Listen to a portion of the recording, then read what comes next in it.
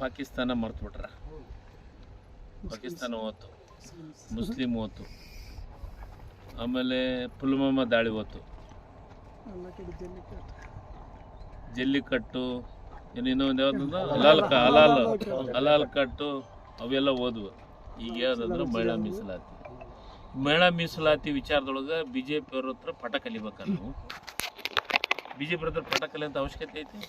2010 ಮಹಿಳಾ ಮೀಸಲಾತಿ ರಾಜ್ಯಸಭಾದೊಳಗೆ ಮೊಟ್ಟ ಮೊದಲಿಗೆ ರಾಜ್ಯಸಭಾದೊಳಗೆ ಅಪ್ರೂವ್ ಮಾಡಿಸಿದ್ದು ಯಾವ ಪಾರ್ಟಿ? ಯು ಪಿ ಎ ಸರ್ಕಾರ.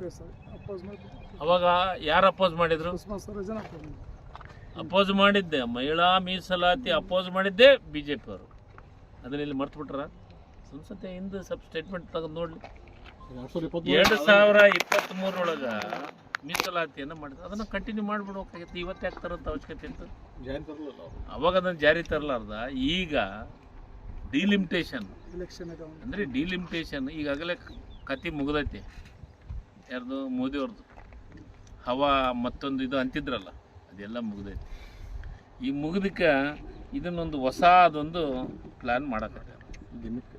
ಒಂದು ಅವ್ರದ್ದು ಗಿಮಿಕ್ ಬಿಟ್ಟರೆ ಬದ್ದಿ ಏನೇನೇನೇನೂ ಇಲ್ಲ. ಈ ರಾಜ್ಯದೊಳಗೆ ತಂದೆ ಆದಂಥ ಕೆಲಸ ಮಾಡೋದನ್ನು ಬಿಟ್ಟು ಜನರಿಗೆ ದಿಕ್ಕು ತಪ್ಪಿಸೋ ಕೆಲಸ ಮಾಡಕ್ಕೆ ಹೊಂಟಾರ. ಮೋದಿಯವ್ರು ಹೆಂಗಿದಾರ ಅಂತಂದರೆ, ಮೋದಿ ಸಾಹೇಬರಿಗೆ ವಿರೋಧ ಪಕ್ಷವಿಲ್ಲದ ಭಾರತ ಇರಬೇಕು, ವಿರೋಧ ಪಕ್ಷ ಇರಲಾರ್ದ ಭಾರತ ಇರಬೇಕು, ಪ್ರಶ್ನೆ ಮಾಡಬೇಕು, ಯಾರ್ಯಾರ್ಯಾರು ಪ್ರಶ್ನೆ ಮಾಡದಂಥ ಭಾರತ ಇರಬೇಕು, ವಿರೋಧ ಪಕ್ಷ ಇರಬೇಕು. ಹೆಂಡತಿ ಇಲ್ಲದ ಜೀವನ ಬೇಕು, ಹೆಂಡತಿ ಇರಲಿಲ್ಲದ ವಿಲಾಸಿ ಜೀವನ ಬೇಕು, ಮಕ್ಕಳಿಲ್ಲಾರ್ದ ಅಂಗಳ ಬೇಕು. ಇದು ಕತೆ. ಇದು ಗ್ರಾಮೀಣ ಪ್ರದೇಶದಾಗ ನಡೆಯುವಂಥದ್ದು. ಪ್ರಶ್ನೆಗಳೇ ಇಲ್ಲದ ಸಂಸತ್ತು ಇರಬೇಕು, ಪ್ರಶ್ನೆಗಳೇ ಇರಲಾರ್ದ ಸಂಸತ್ತು ಇರಬೇಕು, ಸವಾಲುಗಳು ಇರಲಾರ್ದ ಮೀಡಿಯಾ ಇರಬೇಕು.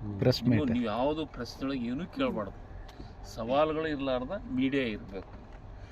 ಅಡಿಟ್ ಇಲ್ಲದ ಹಣ ಬೇಕು, ಅಡಿಟ್ ಮಾಡಿಸ್ಲಾರ್ದ ಹಣ ಇರಬೇಕು. ಮತ್ತು ಬುದ್ಧಿವಿಲ್ಲದ ಭಕ್ತರು ಬೇಕು.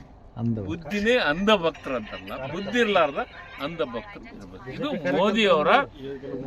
ಇದು ಮೋದಿಯವರ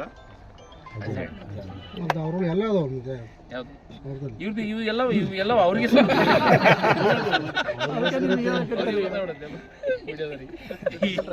ಇದು ಮೋದಿಯವರಿಗೆ ಸಂಬಂಧಪಟ್ಟಿದ್ದ ಇದು ಎಲ್ಲದು. ಸರ್, ಮೊನ್ನೆ ಇಡೀ ದೇಶ ಉದ್ದೇಶಿಸಿ ಮಾತನಾಡಿದ್ರಲ್ರಿ, ಏನಂತ ಮಾತಾಡಿದ್ರಿ? ಅಂದ್ರೆ ಇದ್ರೆ ನಾನೊಂದು ಮಾತು ಹೇಳ್ತೀನಿ.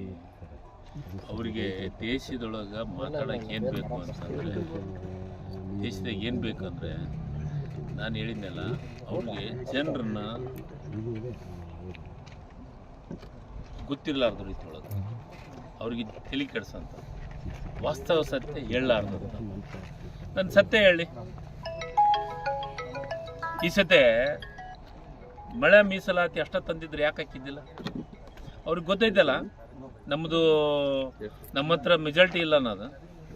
ಯಾಕೆ ಕ್ಷೇತ್ರ ವಿಂಗಡಣೆ ತಂದರು? ಯಾಕೆ ತಂದರು? ಇವರು ಮಹಿಳಾ ಮೀಸಲಾತಿ ವಿಚಾರವನ್ನು ಇವ್ರು ಹೇಳಿದ ಮತ್ತೆ ನಾವು ಕೇಳ್ಬೇಕಾದ್ರೆ 51% ಈ ರಾಜ್ಯದೊಳಗೆ ಗ್ರಾಮ ಪಂಚಾಯತಿ, ಪಟ್ಟಣ ಪಂಚಾಯತಿ, ಪುರಸಭೆ, ಜಿಲ್ಲಾ ಪಂಚಾಯತಿ, ತಾಲೂಕು ಪಂಚಾಯತಿ ಒಳಗೆ 51% ಮಹಿಳಾ ಮೀಸಲಾತಿ ತಂದಿದ್ದು ಕಾಂಗ್ರೆಸ್, ರಾಜೀವ್ ಗಾಂಧಿ ಅವರು. ಇವ್ರು ಯಾರ ಮಾತು ಕೇಳಿದ್ರೆ ಜನ ಒಪ್ಪಿಡ್ತಾರ? ಇದನ್ನೆಲ್ಲ ಬಿಜೆಪಿ ಅವರು ಒಪ್ಪಾಗಲ್ಲ. ಬಿಜೆಪಿ ಅವರು ಉಗಳಕತ್ತಾರ ಅವ್ರಿಗೆ. ಇವ್ರ ಮಾತು ನಾವು ಕೇಳ್ಬೇಕಾ? ಏನು ಇವ್ರದ ಸಾಧನೆ ಏನು ಹೇಳ್ರಿ? ಇವ್ರ ಸಾಧನೆ ಏನು? ಈ ದೇಶದೊಳಗೆ 12ನೇ ವರ್ಷ ಆಯ್ತು ಅಧಿಕಾರಕ್ಕೆ ಬಂದು. ಇವ್ರ ಯೋಜನೆ ಅಂತವ್ ಹೇಳ್ರಿ? ಏನು ನ್ಯಾಷನಲ್ ಹೈವೇ ಇವ್ರು ಮಾಡಿದ್ರ? ಯಾವುದಾದ್ರೂ ಅಣೆಕಟ್ಟು ಕಟ್ಟಿದ್ರ? ಎಷ್ಟು ರೈಲ್ವೆ ಸ್ಟೇಷನ್ ಮಾಡಿದ್ದಾರೆ? ಎಷ್ಟು ಹಾಸ್ಪಿಟಲ್ ಮಾಡಿದ್ದಾರೆ? ಹೇಳಿ ಒಂದು. ರೈಲ್ವೆ ಸ್ಟೇಷನ್ಗಳಿಗೆ ಮೂಲಭೂತ ಸೌಕರ್ಯಗಳು ಅದೇ ರೀ, ಅಂಥವೆಲ್ಲ ಇವ್ರ ಯೋಜನೆಗಳು ಎಂಥವು ಹೇಳ? ಏನು ಅಂತಂದರೆ ಸ್ವಚ್ಛ ಭಾರತ, ಕಸಬರಿಗೆ ನಮ್ಮದು, ಕಸ ನಮ್ಮದು. ಯೋಜನೆ ಮಾತ್ರ ಕೇಂದ್ರ ಸರ್ಕಾರದ್ದು. ಮತ್ತು ಆಮೇಲೆ ಏನು ಇದು ಯೋಗ ದಿನ್, ಚಾಪಿ ನಮ್ಮದು, ದೇಹ ನಮ್ಮದು, ದೇಹ ಮಾಡೋದ ನಾವು. ಪಾಪ ಅವರು ಯೋಗಕ್ಕೆ ಹೋಗ್ತಾರೆ ಕೇಳ್ರಿ. ಅದ್ರ ಯೋಜನೆ ಮೋದಿ ಅವರು. ಬೇಟಿ ಪಡಾವ್ ಬೇಟಿ ಬಚಾವ್, ಬೇಟಿ ನಮ್ಮದು, ಆಕಿನ ರಕ್ಷಣೆ ಮಾಡೋರು ನಾವು. ಯಾವ್ದಾರ ಇದಕ್ಕೆ ನಾನು ನೀವು ಯಾವ್ದು ಹೇಳಕತ್ತಾರೆ? ಒಂದರ ಗ್ರಾಂಟ್ ಕೊಟ್ಟಾರ ಹೇಳ್ರಿ? ಒಂದೇ ಒಂದು ಗ್ರಾಂಟ್ ಕೊಟ್ಟಿದ್ದೆ ಹೇಳ್ರಿ? ವಿತೌಟ್ ಗ್ರಾಂಟ್ ಸ್ಕೀಮ್ ಅದಾವಲ್ಲ ಅವು. ಯಾರು ಜಮೀರ್ ಅಹಮದ್ ಅವರು ಜಡೆ ಸೇರ್ತಾರಂದ್ರೆ ಯಾರಂದ್ರು? ಸರಿ, ಒಂದು ಮಾತು ಹೇಳ, ಜಮೀರವರು ಸೇರಂಗಲ್ಲ, ಮತ್ತೊಬ್ರು ಸೇರಂಗಲ್ಲ. ಇಲೆಕ್ಷನ್ದಾಗ ಸಣ್ಣ ಪುಟ್ಟ ವ್ಯತ್ಯಾಸಗಳು ಬಂದವು, ಆ ವ್ಯತ್ಯಾಸ ಸರಿ ಆಗತ್ತೆ. ಅದೇನು ಅಂತ ದೊಡ್ಡ ನಮ್ಮ ಪಕ್ಷದೊಳಗೆ ಅಂತ ದೊಡ್ಡ ಸಮಸ್ಯೆಗಳಿಲ್ಲ. ಕೊಳತು ನಾರಕತ್ತೈತಿ, ಮೂಗು ಬಾಯಿ ಕಂಪ್ಲೀಟ್ ಅರಿಬಿ ಎಲ್ಲ ಕಂಪೌಂಡ್ ಇದನ್ನ ಕಟ್ಕೊಂಡಾರ, ದೊಡ್ಡ ಶಾಲ್ ಕಟ್ಕೊಂಡಾರ BJP. ಆ ಸ್ಮೆಲ್ಗೆ ತಡ್ಕೊಳಕ್ಕಾಗ್ಲಾರ್ದ ಅಂತ ಹೊಲಸು ಸ್ಮೆಲ್ ಐತಿ. ಅದನ್ನ ಬಿಟ್ಟು ನೀವು ನಮ್ದೇನೋ ಒಂದು ಸಣ್ಣ ವಿಚಾರ ಚರ್ಚೆ ಮಾಡ್ತೀವಿ. ಅಲ್ಪಸಂಖ್ಯಾತರು ಕಾಂಗ್ರೆಸ್ ಅಪೋಸ್ ಮಾಡಕ್ಕೆ ಎಂದೂ ಅಪೋಸ್ ಮಾಡಂಗಿಲ್ಲ. ಅವರೆಲ್ಲರೂ ನಮ್ಮ ಜೊತೆಗೆ ಅಲ್ಪಸಂಖ್ಯಾತರು ಅಷ್ಟೇ ಅಲ್ಲ, ಅಲ್ಪಸಂಖ್ಯಾತರು, ಲಿಂಗಾಯತರು, ಒಕ್ಕಲಿಗರು, ಹಿಂದುಳಿದ ವರ್ಗದವರು, SCಗಳು, STಗಳು, ಅಲ್ಪಸಂಖ್ಯಾತರು, ಎಲ್ಲ ಜಾತ್ಯತೀತವಾಗಿ ಎಲ್ಲ ಸಮಾಜದವರು ಕಾಂಗ್ರೆಸ್ಸನ್ನು ಬೆಂಬಲಿಸ್ತಾರೆ. ಕಾಂಗ್ರೆಸ್ಸಿಗೆ ವಿಶೇಷವಾದ ಆದ್ಯತೆಯನ್ನು ಕೊಡ್ತಾರೆ. ಸರ್, ಈಗ ಬಾಗಲಕೋಟೆ ಉಪಚುನಾವಣೆಗೆ ಹೋಗಿದ್ರಲ್ಲ ಸರ್, ಹೆಂಗೈತೆ ಸರ್? ನಿಶ್ಚಿತವಾಗ್ಲೂ ಎರಡು ಚುನಾವಣೆ ಗೆಲ್ತೀವಿ. ನಾನು ಬಾಗಲಕೋಟೆ ಒಳಗೆ 4 ದಿವಸ ಇದ್ದೆ. ನಾವು 100ಕ್ಕೆ 100ರಷ್ಟು ಕನಿಷ್ಠ 15,000ಕ್ಕಿಂತ ಹೆಚ್ಚು ಲೀಡ್ನಾಗ ಗೆಲ್ತೀವಿ. ಅದೇ ಮನೆ ಗಣಿತ ಸ್ಟಾರ್ಟ್ ಆಗೈತೆ ಈಗ. ಹೌದು, ಜನಗಣತಿ ಒಳಗೆ ಭಾಗಿಯಾಗಿ BJP ಹೇಳಿದಂಗೆ ನಾನಂತೂ ಹೇಳಂಗಿಲ್ಲ.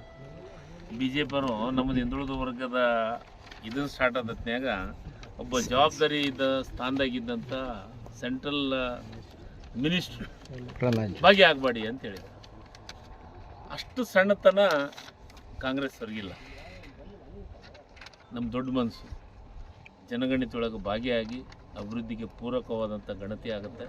ಇದಕ್ಕೆಲ್ಲರೂ ಭಾಗಿಯಾದ್ರೆ ವಾಸ್ತವ ಸತ್ಯ ಸರ್ಕಾರದೊಳಗೆ ಮಾಹಿತಿ ಇರ್ತೈತೆ. ಎಲ್ಲ ಸಮುದಾಯದವರು ಭಾಗಿಯಾಗಿ, ಎಲ್ಲ ಜನರು ಭಾಗಿಯಾಗಿ ಗಣತಿಯನ್ನು ಯಶಸ್ವಿಗೊಳಿಸೋಣ ಅಂತ ನಾನು ಈಗಾಗಲೇ ಒಂದು ವಿಡಿಯೋ ಕ್ಲಿಪ್ ಮಾಡಿಬಿಟ್ಟಿದ್ದೀನಿ. ಅದು ಯಶಸ್ವಿ ಆಗಲಿ ಅಂತ ನಾನು ಆಶಿಸ್ತೀನಿ. ನ್ಯೂಸ್ ಫಸ್ಟ್, ನಿರ್ಭೀತಿಯಿಂದ ನಿಮ್ಮ ಪರವಾಗಿ.